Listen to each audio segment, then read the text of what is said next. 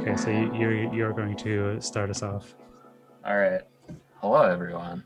Welcome to Footnotes for Endnotes. Oh, shit. Oh my gosh. Welcome to Footnotes to Endnotes. There you go. My name is Owen Gilbride, and this is a very special episode because I'm actually the one that's talking, but I'm not the only one here. No, I'm here as well. My name is Uriah. Welcome, everybody. Thank you for joining us again. Today we're just gonna hop right into it. As you can tell, I've never done this introduction thing before. Today we're reading the essay, Its Own Peculiar Decor, from Endnotes Volume 4. That rhyme wasn't intentional, but we're gonna run with it. Now, this is a rare Endnotes essay that's actually written by like a named individual. Very anti-communist. Put your name on the article you wrote, Mr. Chris Wright. Well, we'll let it slide. I hope you're not listening to this.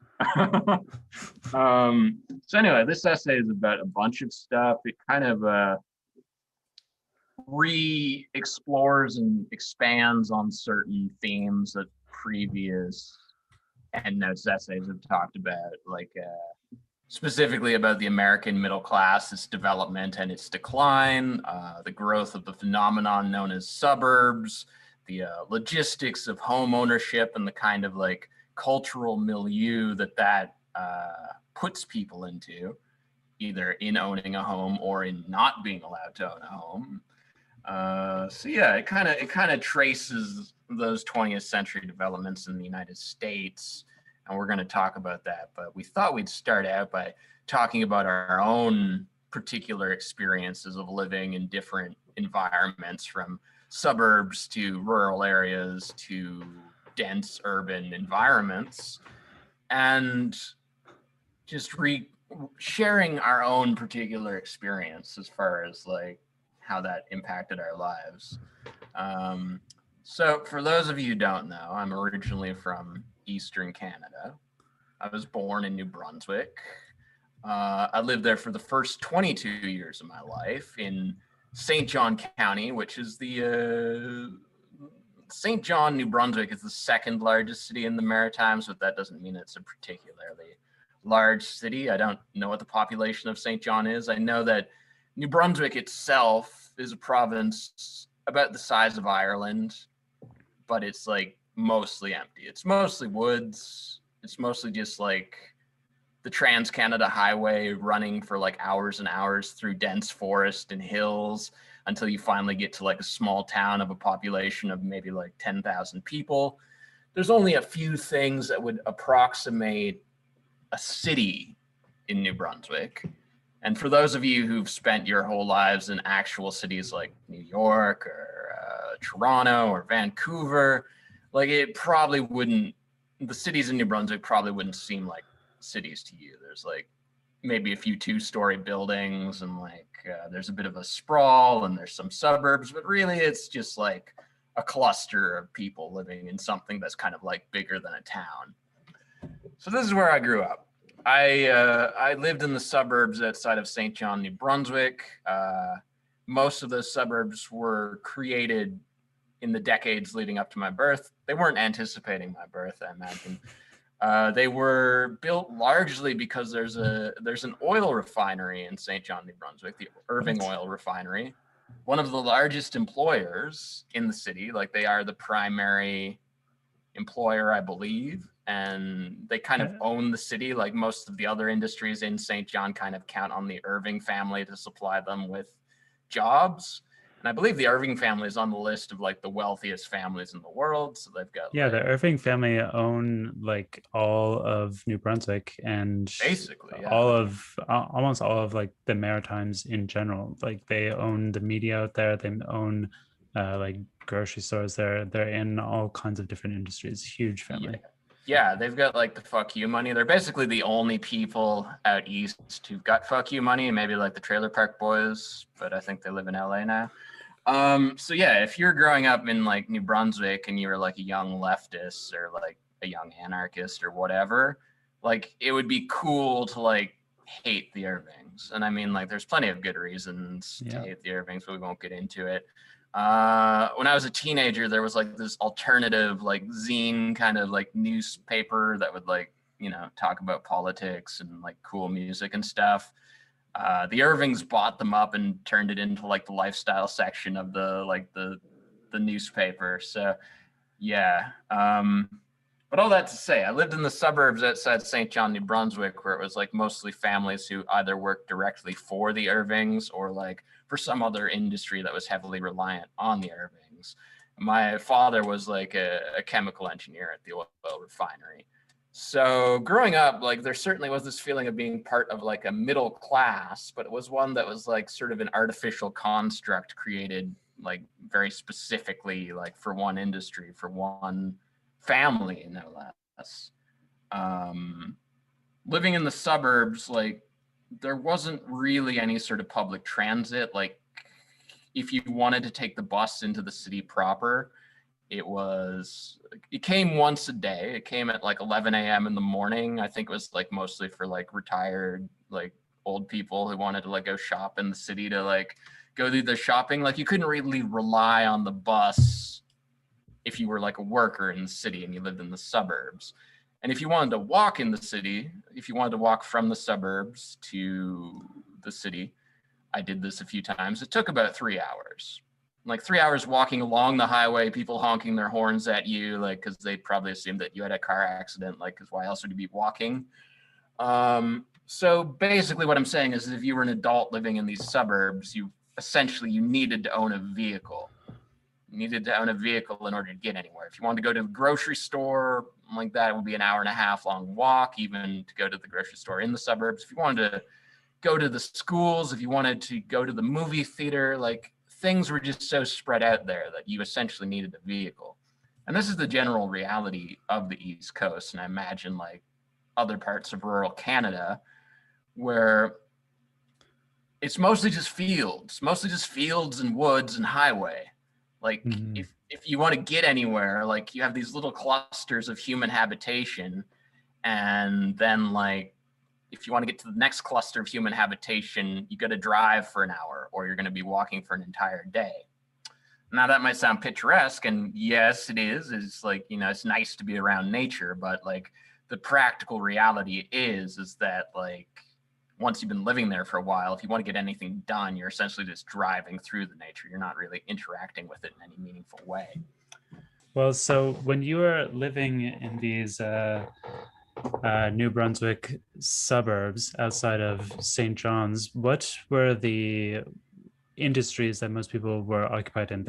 Most people were working for the oil rig for the Irvings or whatever. Yeah. So they'd have to like commute over there, which was not, I assume, like located in the city itself. It was like in some other kind of like external or like rural kind of area. Like where was the oil the oil refinery? It actually was in the city. Like the oil refinery was in the city. Like they owned like quite a large like patch of land, because I guess there's probably laws about like needing like wilderness around like an oil refinery. Like you can't just have like, you know, a suburb right next to an oil refinery. So like it was in the city proper. Like you would drive by it, you could see it, but like there was like, it was a gigantic property. Like it basically was like a nature reserve around the refinery, but like, you know, people couldn't just go on it because like the whole point of it being there was so that people wouldn't be close to the refinery. And like actually this gets to like kind of like a shift in like you know, employment demographics. Is like, because I was born in the 90s, and like in the 90s it was still kind of like you know, suburbanite nuclear families with like the one primary breadwinner. So the main employer in those days, and perhaps to a degree it still is, would be like the Irving oil refinery itself, or the LaPro nuclear power plant, which I think was also somewhat involved with the Irvings. And then there was also a pulp and paper mill, which was owned by the Irvings. And most people, you know, if they wanted to have a family, you would be like an engineer working at the one of these places, one of these like big primary employers. Right. And then obviously you had people working in all the usual like retail and things like that. The service, the surplus population industry, working in the surplus, in the service industry, right? is definitely something I saw grow as like, I grew up. Like one of the main reasons I left New Brunswick as a young adult is because I graduated high school and like I wasn't particularly interested in like working in an oil refinery. So I started looking at like what the other options are, and the primary employer once you get past those like engineering industries is call centers basically. Right. Which any of you have worked in a call center probably all know that it's like an extremely dehumanizing and like physically unhealthy environment. You're in like these dense cubicle farms or like just at a row of like computers. You're sitting in a chair for like 8 hours on a phone. You've got the phone against your ear. You're under these fluorescent lights. When you're talking to people on the phone who are usually mad about like their cell phone bills or something, and they're like acting like you're personally responsible, and you've got to stick to the script where you're basically just trying as hard as possible to act like a robot. It's the kind of industry that they're probably going to replace with AI like as soon as they get it like good enough. So yeah, if you don't want to be in the oil refinery in New Brunswick, you're basically going to work like a shit ass job, like call center, Walmart, grocery store, like shelf stocker. That's the reality of it, I think, for young people there, which is why so many of them leave. Right. So in this essay, they kind of talk about this phenomenon called the greenfield, I believe, which is where industries like kind of like build their little production facility out in the middle of nowhere where there's very low overhead in terms of like property taxes or like the actual like need the price of the property itself is very low, and then that doesn't take much payoff, and then you just build some kind of like prefab like shitty kind of like facility like an office or like some kind of like factory or whatever it is out in these kind of rural areas, and then you rely on all of your workers commuting in to their job. But I feel like that was more of a phenomenon of like the United States, which is quite highly developed, and maybe you see that in provinces like Ontario and Quebec and probably out here in BC as well, maybe in like Alberta, maybe. Where there's like a more of like a kind of like technical industry, but I don't imagine that you're seeing a lot of that in New Brunswick, where the employment and the industries are really quite limited. Like, I'm saying that young people would like leave, and like it wasn't necessarily for like logical, well thought out reasons. It was like for the kind of reasons that would make sense if you were a young person who had grown up in like a rural city that was like primarily owned by one family that were basically just like, controlling everything, controlling all of the media. Like the example I used earlier of there being like one alternative newspaper that was like bought up and like turned into like this thing that would review Kelly Clarkson CDs. So like for a young person in that environment, especially if you had never lived in a city, there was this allure to places like Montreal or Vancouver, Toronto, where like you had a sense that there at least there'd be culture, there'd be people your own age, there'd be people who were like motivated to make it. Like, this is why people move to the city, is because like if you've never lived there, there is like this aura to the city. There's this sense that there's something magical there. That's where like the new is being made. That's where like all of the media that you're seeing broadcasted on like your TV is being created. Like, Right. So relating your New Brunswick St. John's experience to this essay, one of the major theses of this essay is that, like you have these kind of urban centers, these like dense urban centers that we see, like it kind of relates to the essay that we're reading about the history of the workers' movement, where back at the turn of the century and in the 19th century, you had like a bunch of, peasants basically migrating into the cities in order to work for factories or whatever, and they're all kind of like cramped into these like extremely dense living quarters, basically workers barracks kind of in the city, and there'd be like recreational facilities that pop up like around them, but these urban areas were extremely dense, and then gradually over time, as in like Endnotes make the argument in that essay that capital kind of dissolves workers' identity, the workers' identity, um, through these like various material processes, and one of them being kind of like expanding the space in which people live and integrating them into the housing market. So, the actual way that manifested itself is that like these property developers move into move out of the urban centers and develop these suburbs, where there's nothing there prior to them moving in. So the property value is quite low. Like it doesn't cost a lot of money to buy like empty land where there is nothing around it. So these property developers like buy all of this property, excuse me, and then build these housing facilities for the workers, and then the workers buy the houses and they identify with the houses. They identify with their ownership of the houses. It is like the most valuable thing that they own, and this whole culture of houses being just so valuable. And like a person's like retreat from the world. It's their own like kind of sacred space, and the yard is like a park or whatever. That all sprouts up and further entrenches this need for people to like own property and to identify with their houses. So that whole process goes on over the course of the 20th century. But in New Brunswick, the same thing was happening on a smaller scale because it's a smaller population.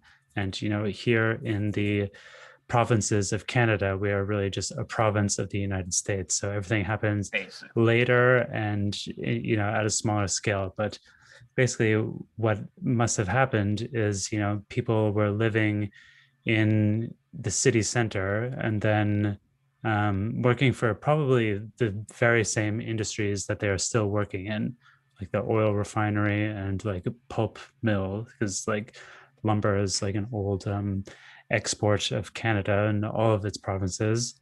So these people are working for these industries, probably living in very cramped quarters in the urban center, but then gradually property developers start developing suburbs. People move out there, and they start identifying with their homes that they own, and they start one of the initial points that the author of this essay, Chris Wright, brings up from Mr. Guy Debord is how capitalism kind of collapses space, and it uses like technologies like public transit doesn't really exist. It's not entirely relevant, but also a technology like the automobile to allow people to traverse vast distances that would in the past not have been easily traversable. Like the challenge of having people live like quite far away from where they worked is kind of not something that you could overcome without certain technologies like an automobile, and like the popularization of that, and like developing another form of culture, car culture. I guess if you look at like historically, like what New Brunswick would have been like 100, 200 years ago, it was mostly just small farming villages where, like you say, in order to get anywhere pre-automobile, it would have been like a day's journey even to get over to like the next village. So I think the reality for most people in those times, most rural people, was that they would, live on these farms surrounded by like other farms, like their neighbors that they would probably trade with. There wouldn't have just been a big grocery store you could go to. So you would have to like genuinely rely on like your local environment and your neighbors and your own sort of like connection to the earth to provide for your basic survival needs. Right. And this changed obviously over the course of the 20th century, the 19th, 20th century, where most people were sort of like integrated into the infrastructure of capitalism. And in New Brunswick, in southern New Brunswick, there was obviously things like the oil refinery. It was like the shipbuilding industry for a while, things like that. And like when you fast forward to like, you know, the end of the 20th century when I was born, the reality is it's very much a car culture and like a suburban culture where you live in these like dense suburbs where there's like hundreds of other families. And you know, you might know some of your neighbors. You might like be on good terms with them. You might like say hi to them if you see them on the street and have a conversation about like the weather or like, you know, plans for the holidays or whatever. But it's not really like this deep kind of like felt sense of like kinship or any sort of like genuine like reliance on them for your own survival or anything like that. It's just like the person that happens to live next to you. Yeah. And the reality is that you're not really connected to the environment either, because you're living in the middle of like this dense, or not dense, but like sprawling kind of like natural environment, all this beautiful forest and rolling hills. But you know, you're driving to the city. I remember like as a kid, like driving from the suburbs to the city, like looking out the window and seeing all of these like hills and valleys and trees, like completely uninhabited. And I must have seen them like tens of thousands of times over the course of the first few decades of my life, but I never actually stepped foot in them. Like you're kind of, they may as well have just been like things projected on a screen. You're kind of like going through these tubes. You're kind of like just projecting through them without ever actually interacting with them. Yeah. Like, and the only things you're really interacting with is like commodity culture and capital, with the products you buy, with like the sort of organized like environments, workplaces, malls, schools, hospitals, things like that, that you go in and you're expected to like move in a very particular way. You're never really interacting with the natural environment that you happen to be in. Yeah, this is kind of like a bit of a boomer kind of like dad book to reference, but in Zen and the Art of Motorcycle Maintenance, he kind of talks about how he doesn't use this kind of language, but he talks about how alienating cars and highways are, and it's really true. Like they like fundamentally alienate you from nature, from the environment that you're in, as opposed to a motorcycle. I mean, that's kind of like his point. I don't care one way or the other. But you know, a motorcycle, you're in the worlds, you're kind of like feeling the humidity of the air, and you know, the weather, you can't really escape it. You hear like the sounds, etc., as well as in that book, like they exclusively travel by like back roads, like smaller highways rather than, you know, freeways as they're known in the United States. But it's really true. Like when you're on a highway, especially out there in the east, like I've done a decent amount of hitchhiking in the east as well as driving around, but the highways are so expansive. They're like fucking huge. Like it takes like, you know, minutes and minutes just to, like, there were times when the highway was completely empty, and it would have taken me like 5 minutes just to walk from one end to the other. Yeah. Like they're so huge, these huge like concrete like avenues just like plowing through the forests, and you know, you're like in this expanse of concrete that kind of like elevates you and removes you from the natural environment, and you're also further removed by this like pod vehicle that you can just set to cruise control and like go off in. Pretty alienating environment, but Yeah. yeah, so when we both lived in Montreal, which is quite a bit different from New Brunswick. Montreal is very kind of like a unique city. It's like very dense. It's an island city. So there are suburbs off island and there are suburbs on island as well. But it has like a lot more. It's much different from Toronto, for example, which feels like it's a city that sprawls forever because it's not an island. It just like the GTA just further is like more and more developed over time, and it just incorporates more and more like small kind of townships into itself. And like as the public transit network expands further and further, then you know, so too does the GTA. But in Montreal, there's a kind of like geographical limit set by the waterway that separates the island from the rest of the province, the mainland. But so like the idea is that even in the kind of like more suburban areas of Montreal, there's still like a kind of like higher ceiling of development. It feels like more developed even than in a suburb like or some kind of suburb in Toronto where they would do like the minimal level of development, but then just continue expanding. Like the resources are put into expanding outwards rather than there being a limit to the expansion outwards, and thereby like the resources are put more into like the space that already exists. But yeah, like Montreal is like a pretty small city in a lot of ways, geographically speaking, so it's easy to like, or it's relatively easy to traverse it by foot. It's also a very dense city. Like one of the main like residential architectural forms is the triplex or the duplex and the triplex. So you have like these like very tall, narrow houses that are kind of like really stacked next to each other. There's like no space in between them, often not an alley even. It's kind of similar to San Francisco in that way.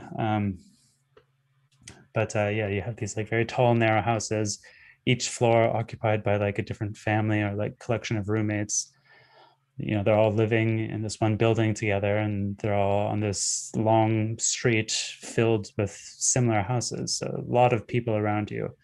And then the further east you get, like the more dense it becomes. Really, like east is kind of traditionally, I don't know the history of this, but in a lot of cities the east is like the more poor area, and the same is true in Montreal. And it gets even worse, like the density becomes even worse, the public or that the housing becomes even worse, like the quality of the houses, the density just becomes so overpowering. It's really a lot to deal with. um yeah, but it's quite a different city. Like the car culture is not nearly as pronounced because it's a smaller city. So um people like bike a lot. There's a lot of like bike culture. People, the public transit is a lot more accessible and pervasive. Like it goes everywhere, so people use public transit a lot. People are mostly employed in service sector, so they don't need to necessarily go out to these like exurban kind of greenfield kind of areas that we were talking about.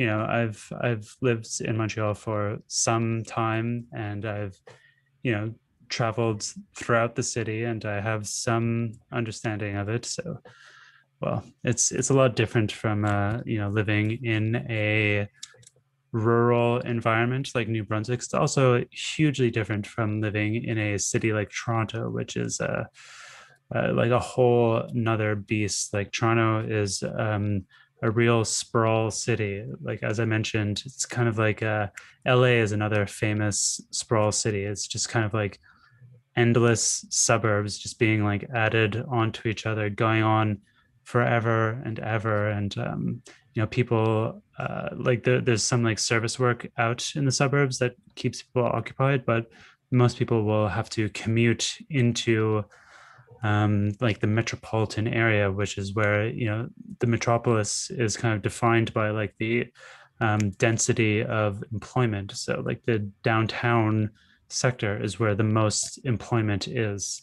Um, so most people in Toronto will, commute into from like some less central area into, like most people in most cities commute to some degree or another. In Toronto, again, like the public transit is quite renowned. It's quite popular. It's quite outdated. Toronto is like kind of like a pretty shitty city in a lot of ways. Its infrastructure is like so fucking behind and so like incapable of dealing with the amount of traffic. Like the explosion of population in Toronto is like really quite dramatic, and there's just like not enough road or transit to keep up with it, and there's not enough like policy or like kind of knowledge of how to deal with um like housing in order to like keep a cap on the rental price. Like the price of rent, the average rent in Toronto has gone up so humongously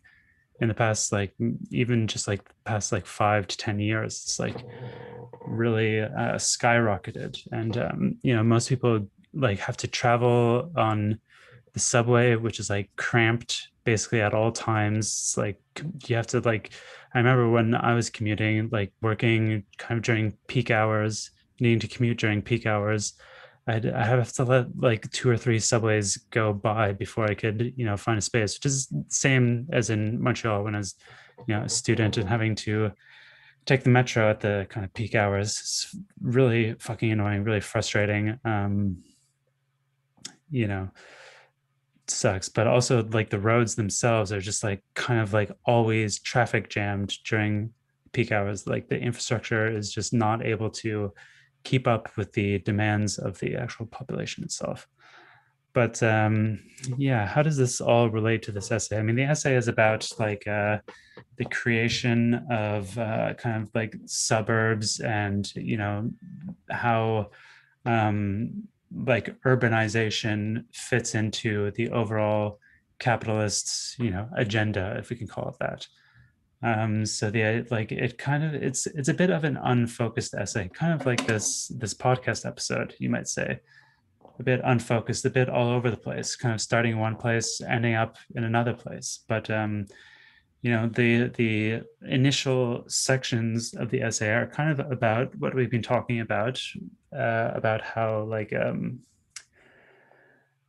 like these different like urban configurations kind of affect how people live and how they commute and work and produce, and the culture and all that. It doesn't get too much into like psychogeography or anything like that, but it's more like kind of materialist in a way. But then it kind of like goes into how like urbanization, like similar topics as we saw in the Brown v. Ferguson essay, about how suburbs are like created along racial lines, and like cities are kind of carved up in racial lines. It talks about the invention of redlining. Yeah, like I guess like there is this theme running throughout this essay, and it is, in my opinion, like you said, a bit unfocused. Like it touches on a lot of stuff, and there isn't like a single clear thread running through the whole thing. But like I think one thing that you do notice as it's exploring like the creation of suburbs is like how capital and these like large industrial processes and like these like state movements sort of create the social forms that like correspond to like the infrastructure they're building. Like when they create the suburb form, like it creates kind of like a culture, it creates like a lifestyle that didn't exist before. Like I think at one point he mentions that like the suburbs could be seen as a way of like breaking up like working class identity, because like you had this particular sort of formation that the masses took in the urban environment in the 19th century and the early 20th century. And like as soon as you start moving them to the suburbs and like making them homeowners and like building a culture that encourages home ownership, suddenly that completely changes like the way people interact with not just their neighbors, but also with like other ethnic groups, like the people who've been excluded from owning homes. Like suddenly they're seen as like an other. So it's like creating divisions where there weren't divisions there before. It's creating like bonds affiliation that weren't necessarily there before. It's creating like status symbols and like ways of understanding the world that weren't there before. And I think at one point he does mention the idea of smooth space, which is like a Deleuzian concept. You have this idea of like smooth space and striated space, where basically smooth space is like open. It's kind of like undifferentiated. It's just this kind of like terrain that you can explore, that you can traverse through however you want. It's like something that they associate in the book 1,000 Plateaus with the idea of the nomad, where the nomad's just traveling through the desert, and the desert's a smooth space where there isn't any particular landmarks, but also you can kind of go over it however you want. And it's like the point of this kind of movement is like your own trajectory. It's not like you're trying to get anywhere in particular. You contrast that with the idea of the striated space, and that's what I would associate with like the form of the city and the suburb, where you have the thing that's causing striation, like the state capital, that's organizing the world in a particular way. It's like taking what's initially this smooth, open-ended space, and it's like imposing a particular rigid form on it. It's building streets, it's building suburbs, it's building like certain patterns of like social organization. And like with those material patterns also becomes all of the cultural patterns. Like once you've created the suburb and everyone's living in it, everyone's sharing this like material experience, and it's informing the way they interact with each other and the way they view the world. So I do find that's an interesting thing to reflect on, is like this process of striation, like, and you can certainly see it when you watch like these identical suburbs kind of spreading like tumors over the entire North American landscape in different places, just like these exploding populations. And the natural environment is systematically transformed into like this simulacra suburban environment, which like is basically the commodity version of anything that existed before. Well, what is nature anyway? I mean, a suburb is natural as well. It came out of the universe. I don't know. I'm a bit.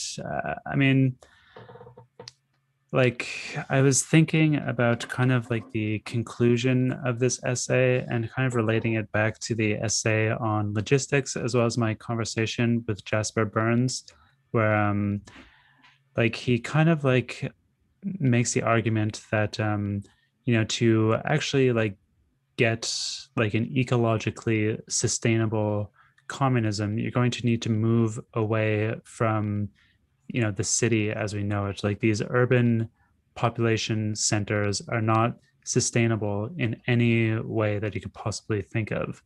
They're like good in a lot of ways, like they're good for culture and they're nice to live in and everything, but to think about like how humans will be arranged in a communist utopia, I think something like a suburb is more in line with ecological sustainability. At least, I mean, not the suburb as we know it, not like how it appears now, which is like very cookie cutter and like shitty aesthetically, but at least like these kind of like spread out, like not dense, like places where people are living in some proximity to each other so that they can relate to each other and so that they can use or take advantage of like a public transit, for example, so they can like walk to the local monorail stop or like the local like bullet train stop or whatever like mode of like a futuristic transportation we have in the communist utopia. And they can all get on it together and whatnot. There should be some degree of like proximity to each other as well, so that they can all like go to the local bowling alley, and so that we can all enjoy each other's company, but at the same time like not like extremely dense, so that we can all have like backyard permaculture plots, and so that we can all be contributing to producing the things that we all need, which is basically food, as well as like maybe some light industry. It's all going to look like China during the 50s. They're going to be like it's very spread out, like lightly developed kind of like urban population, or not urban but like human populations, spread out over a large distance, connected by like really good and efficient public transit, with like small like industrial facilities kind of like dotting the landscape. So it's going to definitely transform nature to some extent. Like nature will not, I mean, we should have like a minimal impact on nature, and we should still like have like forests and whatnot around us. We shouldn't just like form nature to our will just because, but we do need to have some kind of impact on nature, and that's not necessarily a bad thing in my view. Yeah. As you're saying that, I think I'm realizing like why the suburb of the 20th century feels unnatural to me. Like, because say to contrast like what you just described, like some future like ideal communal society to the 20th century suburb, and also to contrast the 20th century suburb to like, you know, the idea of like a traditional like farming village or something. I think what creates this feeling of like unnaturalness in the 20th century suburb is like the feeling of displacement, of not actually being connected to the environment that you're in. You're connected to capital, you're connected to the market. Like I was describing earlier in the podcast, like, you know, you live in a particular place, but you're not actually like familiar with like the actualities of the environment that you're in. Like, you're absorbing culture, like this mass culture that's projected to you from some central authority.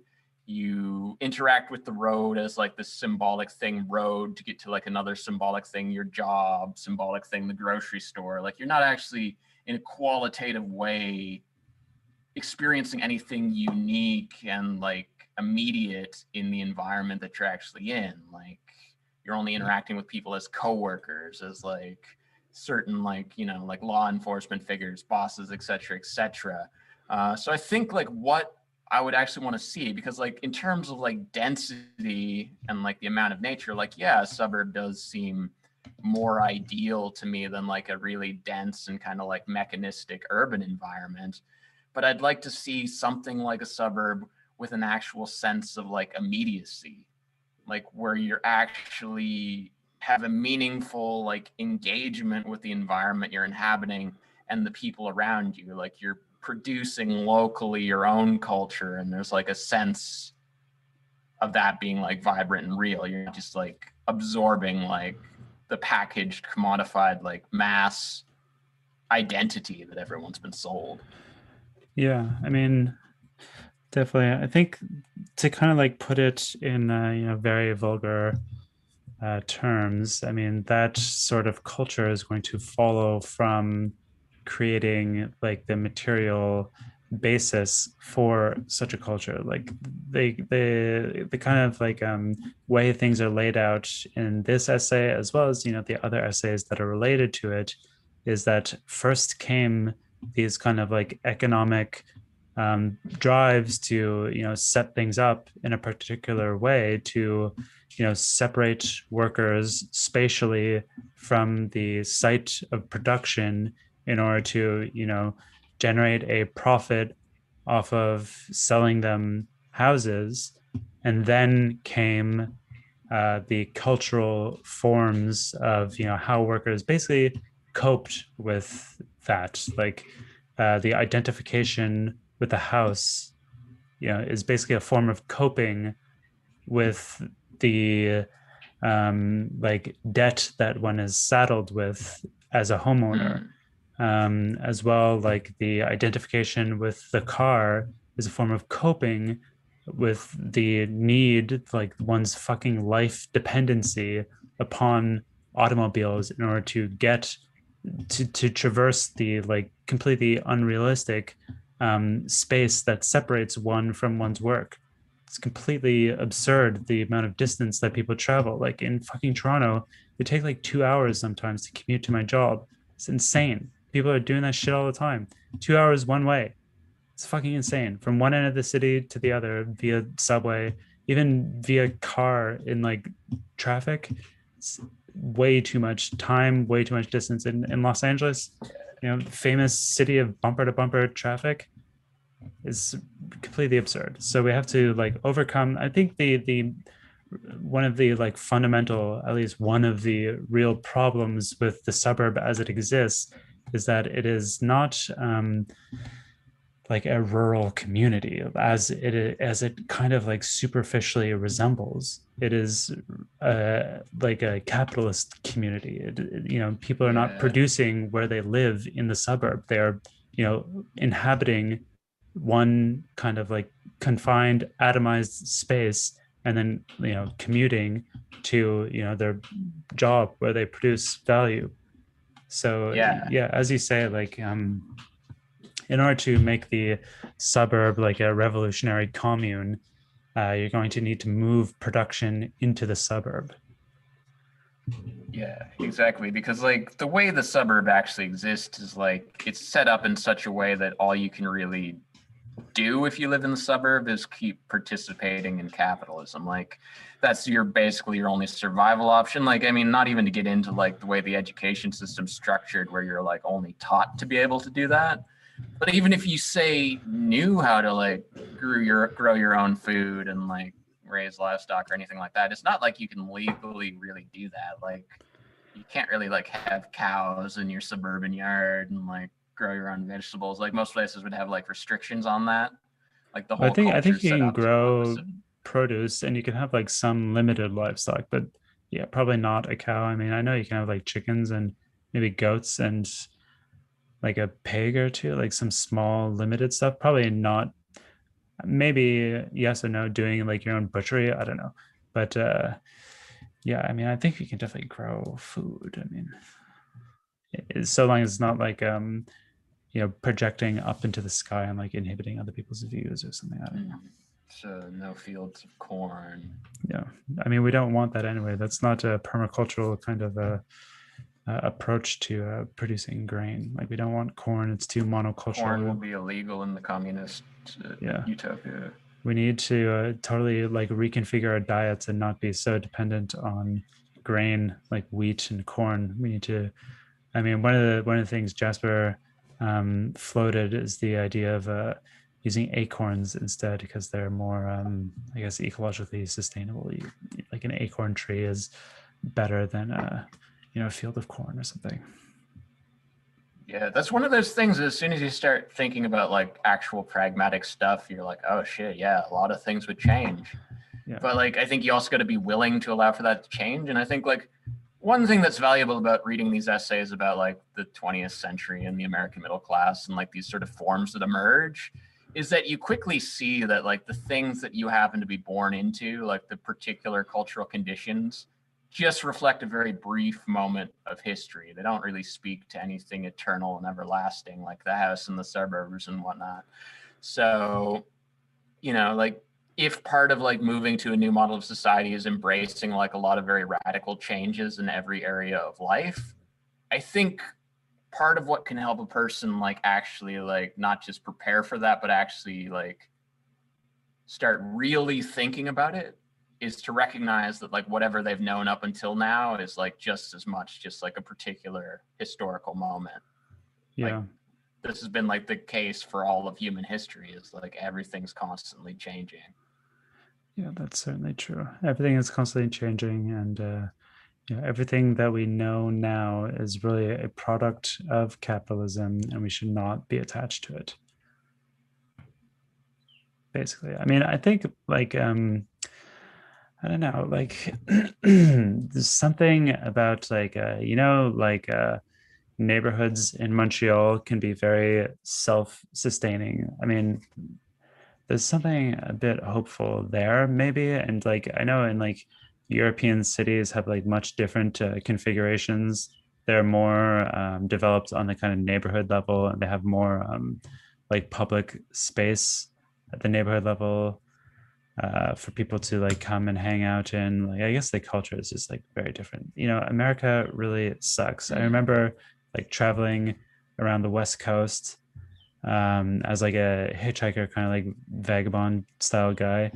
Um, in California and all these like weird places that no pedestrian has ever walked before. Seeing these kinds of areas, like the greenfield, where you have like just some like weird like big building on stilts basically out in the middle of this field, like surrounded by trees, like just off a highway with like a gigantic parking lot, and like just nothing around there, and like these like endless expanses of suburbs. I was thinking about how I traveled from like southern Los Angeles up to like Santa Barbara, or maybe, yeah, I think it was Santa Barbara, just by like public transit, by buses, like um, uh, transitioning from like one bus network to another. And you can also go from like a I think like from Seattle or maybe like Portland up into Vancouver, British Columbia, just by public transit. Like there's just one gigantic urban sprawl that like continues forever. It's like there's, I don't know, it's really a fucked up world. It's really like the United States is just like a terrible, terrible place.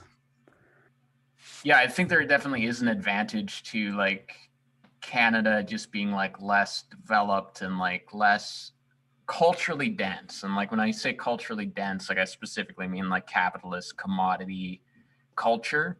Because I feel like anywhere where like the hustle dominates, where like that sort of like will to develop capital, that's where things feel like the most mechanistic. And I think like the more kind of undeveloped and like low key things are, so to say, is where you experience more life, basically more actual like human moments. They exist in like the cracks between like everything that's scheduled, like getting to your job, driving to work, like going to events, you know, like all of this like sort of like structured, formalized, like commodity logic kind of areas of life, which just completely dominates so much of the US and even like places like Toronto. Yeah. I think Toronto is like a like, very Americanized city. yeah, I think like, you know, if you actually want to think about like moving to something radically different and radically new, you kind of need like breathing room around that. You need like spaces that aren't completely defined by those forms, which is, I guess, part of the appeal for young people moving to Montreal. Like, at least, like, it might be changing now. It's becoming more gentrified, but for a long time, it was considered this city that was like we said earlier, very easy to live like on a budget, very easy to like just work part time and have the rest of your time be free. And that's very appealing to a lot of people because in that freedom is where you discover like what actually motivates you to be alive, like what actually interests you, what kind of like human connections you actually want to have. You need that exploratory space. Like you can't just have your whole life be like your 2 hour commute to and from work and then like working and watching TV because there's no room to actually think or feel or develop as a human being in that space.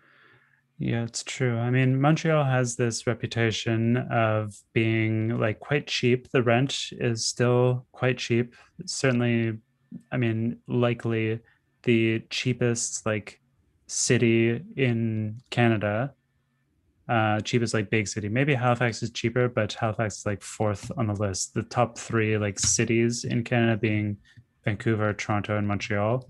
Vancouver is exorbitantly expensive. Toronto also exorbitantly expensive in terms of rent, and then also cost of living. I mean, I guess in Toronto you can have like you can find cheap stuff to buy, but like the rent is so expensive. Whereas in Montreal, it was more cheap. It still is like proportionately cheaper than every other city in terms of rent. There's a real housing crisis ongoing that is driving the rent up.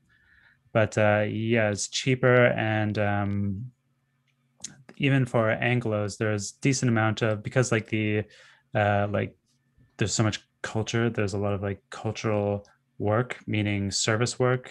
So there's a lot of like kind of jobs that you can get that will pay you enough so that you can work part time and be able to live a decent standard of life. Maybe not be able to like put a lot of money away, but for people in their 20s, they're generally not doing that.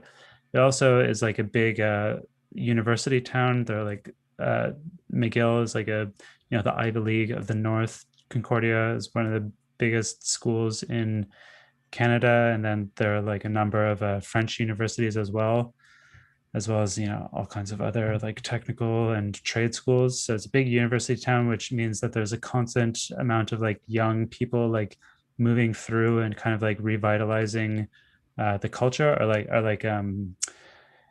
vitalizing the culture every year. The young people like going out and doing stuff and spending money. So there's a lot going on, and it's pretty cheap. So it has like this reputation of being like good in that regard, but it also has another reputation of being like a kind of like slacker city that you can easily get like stuck in and lost in. There are not a lot of opportunities. There's not a lot, and there's also not a lot of motivation to progress, because like you can Mm, so easily find yourself like locked into this very comfortable rut of like not of just kind of like getting by and like living like a fun and like decent life and like pursuing human connection and whatnot, but not necessarily like pursuing excellence in some kind of sense. I yeah, don't know. yeah. Which is like, I think this is a bigger question that's come up a few times. Like, how do you actually like make change? Because like, as I was saying, like you need that space to kind of like think and meditate on life and like learn what you actually value. But it's very true that like when you're in that space, like it's kind of like comfortable. It can be this like sort of zone that you think sink into. It's kind of like reading theory, where like reading theory is all well and good. Like you read a good book, you feel like you're learning so much, your worldview is entirely changing. But then there's another book to read. There's more theory to read. There's more perspectives you can take. There's always going to be like more things to consider, and nothing in it is necessarily going to compel you to actually take action. And this is kind of like a perennial question: is like, how do you deal with that? How do you actually like go from like the contemplative like awareness of wanting to make a change on a personal level or a societal level to actually embracing that, taking the risk, like stepping out into the unknown, which seems to be like a decision that you have to make that everyone can kind of like picture, but nobody actually knows like what the mechanic is of doing it. Yeah, I mean, we've used this analogy before. Again, we're both gym rats. So the idea is like progressive overload. I personally do not advocate necessarily just like reading theory or reading philosophy, and that's it. Like I don't necessarily advocate that. To some people, I would advocate kind of getting like reading like a general kind of bit of the canon of like philosophy or theory. I think that is valuable, but I don't think that it is valuable to just read stuff forever. I think that at some point you have to pick a lane, and then just like you would in um, lifting weights or like exercising, you need to figure out what your goals are and then start actually training for it and doing like a progressive overload. And then when you plateau, you need to figure out how you're going to overcome that plateau. So for reading theory, I wouldn't necessarily just advocate again like just reading everything. I would say that like at some point, you develop your foundation, your base of strength, your background in philosophy and theory, and then you pick what you're interested in. You choose Marxism, you pick Marxism, you choose to be a communist. That is the only uh like ethically conscionable thing that you can do. And then you like stick to that, and you kind of read in such a way that you're developing your understanding of it. Like you can read like an Adam Smith or a Veblen, I think you're reading, like things that kind of like fill in the background, but it is still, in my view, I think that people shouldn't just be reading indiscriminately. They should be reading along a certain line. At some point you have to like choose what you believe in, and then like start developing that, start training towards some goal. You know what I mean? Something that'll actually have a transform, because like this is like what I think everybody under like 40 is like trying to get away from, is this like kind of liberal blank slate worldview where you're just like kind of indiscriminately absorbing every idea and you're like mulling them over, but like it's all just within the safe confines of they're basically like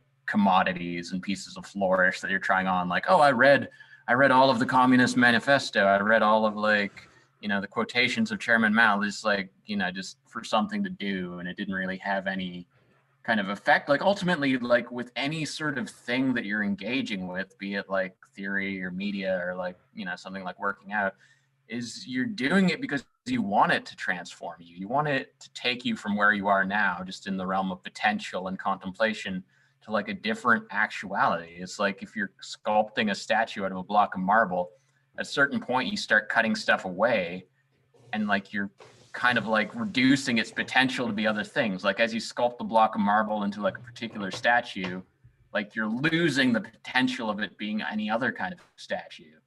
And you gotta embrace that. You gotta be like unafraid to like move decisively in a particular direction, even if it means like your life is gonna take a course that will like not allow you to go down other courses. Because if you don't do that, you're just gonna inevitably be in this state of like thinking about what you want to do with your life, and that's what your life will actually be, is just like wondering. Yeah, that's the Montreal mindset, is being stuck in this infinite kind of like a low level state of feeling like, you know, there's potential, but eventually you need to like latch on to an ambition and start working towards it. I think everybody should have an ambition of some sort or another, even if it's not like some grand ambition, even if it's just like a, you know, building like a really complicated model or something. Like you gotta have some goals that you're setting and meeting, and yeah, or whatever it is. Anyway, let's finish it off there. Yeah, let's wrap it up. So that has been your Footnotes to Endnotes. Thank you for joining us. My name is Uriah, aka the Inverted Form. And my name is Owen Gilbride. Thanks for listening, folks, joining us on this long and rambling journey through the world of pre-communism. So as ever, we have a Discord. We are setting up a some kind of like discussion that is going to happen on a regular basis. People just sharing, you know, their research. We're going to be talking about what we learned that week or something to that effect. Maybe doing it every week, every 2 weeks, whatever. So if you want to be a part of that, just send me a private message on some platform or other. I'm kind of like, you know, it's open to everybody, but I am using this like first layer of actually not just putting the link there, but actually requiring you to like get in touch with me as like a layer of, you know, separating the wheat from the chaff. Like if you're motivated enough to get in touch with me, then you can have the link. You can also get the link by supporting us on Patreon at $3 or $5 or $10, whatever you choose per month. And yeah, you'll get a special color added to your name on the Discord. Mail you a hat, like a special hat that you can wear. We're gonna probably be getting to making those eventually. Yeah, I am not part of that. So if you sign up for the Discord in expectation of getting a hat, then or sign up to the Patreon, then you can hold Owen to account for that and not me. Oh shit! What have I done? I live in Montreal. I don't like this kind of pressure to actually produce anything. I just like talking about things. So the Patreon is patreon.com/the inverted form. You can sign up again, get access to the Discord, or you can send me a DM in this description box. You'll find many different links to many different social media. The one that I use the most is Twitter at the inverted form. Send me a DM and I'll send you a link to the Discord. You can join us in a little research community. Otherwise, until next week. Bye.